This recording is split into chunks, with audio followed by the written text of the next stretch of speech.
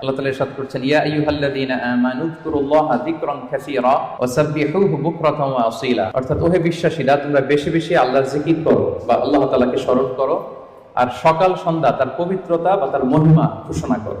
বিভিন্ন আয়াতে একই কথা আল্লাহ তাআলা রিপিট করেছেন যে আমাকে বেশি বেশি স্মরণ করো, বেশি বেশি আমার জিকির করো, এবং সকাল সন্ধ্যা আমার পবিত্রতা এবং মহিমা তোমরা ঘোষণা করো।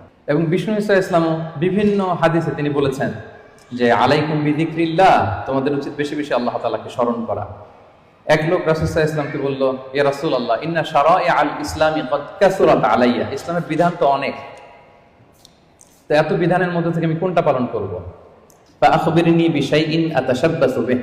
আপনি একটা আমাকে বলে দেন যেটা আমি আঁকড়ে ধরে থাকি, সবসময় করবো এটা, এরকম একটা বলেন।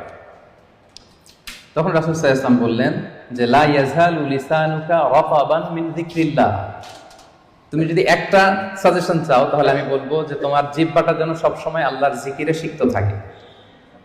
সবসময় তোমার জিহ্বাকে, তোমার লিসানকে, তোমার জবানকে আল্লাহর জিকির দিয়ে তুমি সিক্ত রাখো।